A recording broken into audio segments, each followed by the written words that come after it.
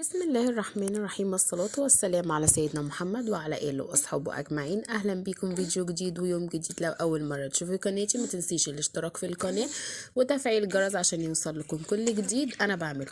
وحشتني جدا جدا، يا رب تكونوا بألف خير وصحة وعافية.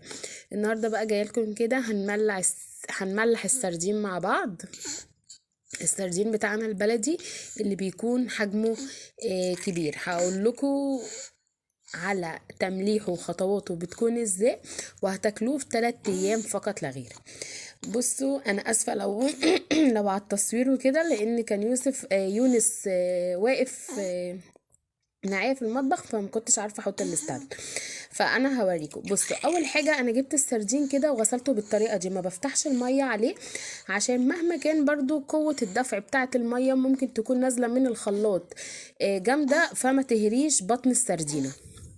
المهم غسلته كده مرة واتنين، بحط عليه مية واحدة واحدة، بغسله وبنزل كل الصدف اللي موجود فيه. دي اسلم طريقة ان انتي تغسلي بيها السردين، تغسلي بيها البسارية. الخطوة دي او التمليح بتاع السردين هي طريقة البسارية. بجد انا لسه فاتحة عليه، طعمه حلو جدا. فعلا اكلته في 3 ايام بس، يعني يا دوبك سبته 3 ايام. زمان واحنا صغيرين كنا بنعشق حاجه اسمها سردين مملح. كنا نملحوه الصبح وبالليل، بس كان بيبقى حجمه صغير شويه، وبالليل نفتح عليه عادي وكنا بناكلوه، وما كانش بيجرالنا اي حاجه، وكان طعمه حلو جدا. فدي بقى الطريقة السليمة اللي احنا هنملحه بيها. بصوا انا غسلته وحطيته في المصفى دي، وهسيبه لمدة ساعتين يتصفى خالص من اي مية موجودة فيه. تقدري تحطيه في التلاجة، تقدري تحطيه معاكي في المطبخ، بس هو اسلم حل انا حطيته في التلاجة عشان برضو اي هموشة اي حشرة ما توقفش عليه. طبعا الحمد لله انا ما عنديش حاجة، بس برضو زيادة تأكيد وزيادة نظافة ان تكون الحاجة معايا نظيفة.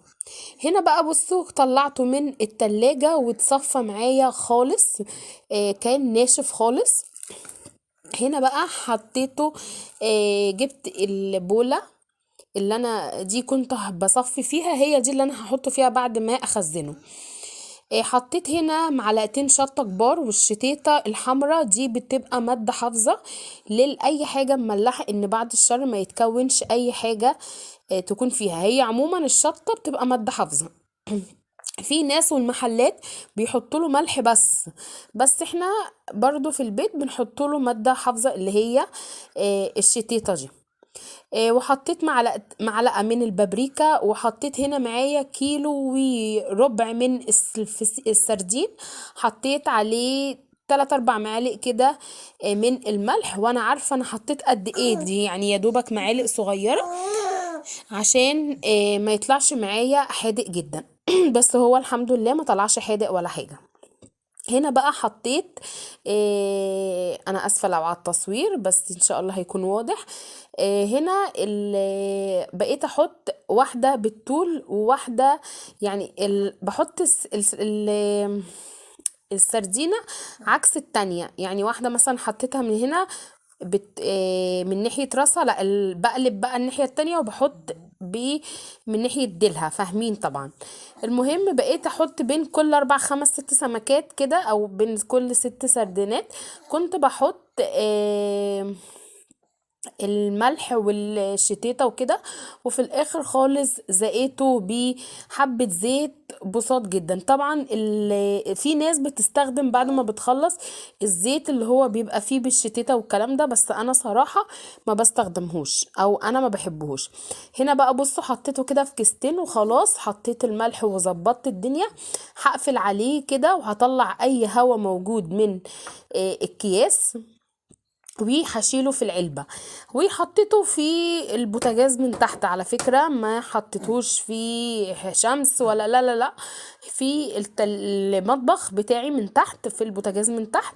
ويا دوبك هو يعني هو ما اخدش، ما بياخدش كمان، كان ممكن يومين. يعني انا سبته 3 ايام لان للأسف تليفوني يونس وقعه كده وكان بيتصلح، فيا دوبك لسه مرجعاه. يعني عشان كده صبرت عليه. هنا بقى كده بصوا زي ما بقول لكم بعد 3 ايام فتحت عليه. طعمه خطير خطير دي شوية عليه والله، بجد طعمه حلو جدا. انا مملحاه. انا المرة اللي فاتت كنت الايام اللي فاتت مملحة معاكم فسيخ وملحت كده السردين، عشان ده بقى بصوا ده مطلب من طلبات بنات اختي، عايزين ياكلوا او يعيشوا يوم كده فسيخ ورنجة. طبعا انا لسه شايله لهم الفسيخ لان هم لسه مخلصوش امتحانات، بس يخلصوا امتحانات ان شاء الله وهنجتمع كلنا عند ماما ونعيشوا بقى حياتنا. هنا بقى بصوا اللي انا بقول لكم ان هو حجمه معايا كبير، وكان لسه فيه صدف ما نزلش منه، فانا قعدت عادي حكيته بالسكينه. بس انا هنا كنت بوريكم اللحم بتاعه عامل ازاي. بصوا اللحم يعني هو زبدة بيطلع معايا بكل سهولة خالص. بصوا اللون البابريكا عموما بتديله لون حلو جدا. تقدري كمان لو انا نسيت يعني احط مع الزيت اول ما ملحته خل. انا كنت بحط في الاول الخل برضو بيديله مزازة كده حلوة جدا. هنا بقى بصوا كنت بخليه، بس قلت بقى هو هياخد وقت معايا جدا. انا كنت بوريكم لحمه عامل ازاي، بس هو هنا هياخد وقت فانا هروح.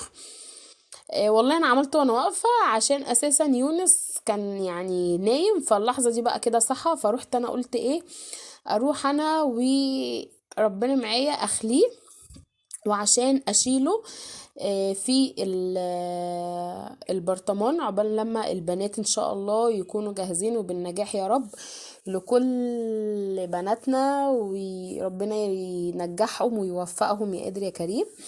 ونسيت اقول لكم كل سنة وانتم طيبين بمناسبة السنة الجديدة.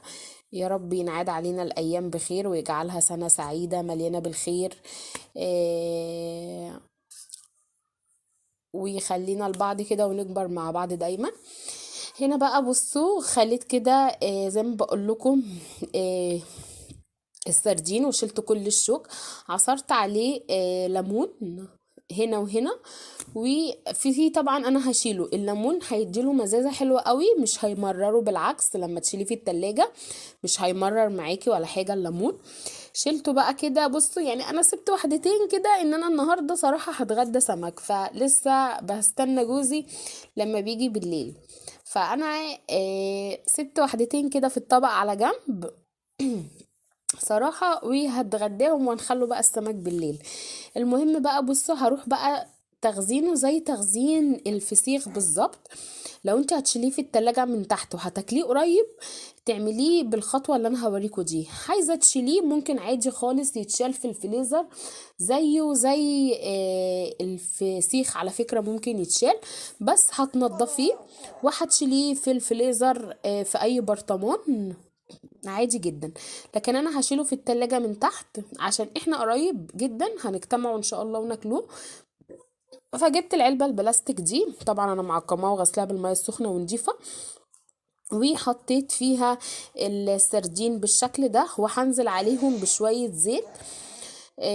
وانا كنت اساسا كده اوريدي، انا اساسا كنت في الطبق حاطه فيه شويه خل بس يا يونس، فهحطه بقى بالطريقه دي كده. بجد طعمه حلو جدا، وهشيله في التلاجة من تحت. بجد طعمه حلو جدا، يعني مش عايزه اشكر في نفسي، بجد خطير خطير. جربوه بالطريقه دي، وبجد اتفاجئت ان انا كنت ممكن اكله. يعني هو كمان اخد معايا وقت اللي هو 3 ايام، هو كان ممكن في يومين بس. حطيت بقى الزيت كده وهقفل عليه العلبة وهشيله في التلاجة من تحت، وناكلوه في الهنا بإذن الله. هنا بقى كده وصلنا لنهاية الفيديو، يا رب الفيديو يعجبكم، واشوفكم في فيديو جديد. ما تنسوش اللايك. استودعكم الله في امان الله، مع السلامة.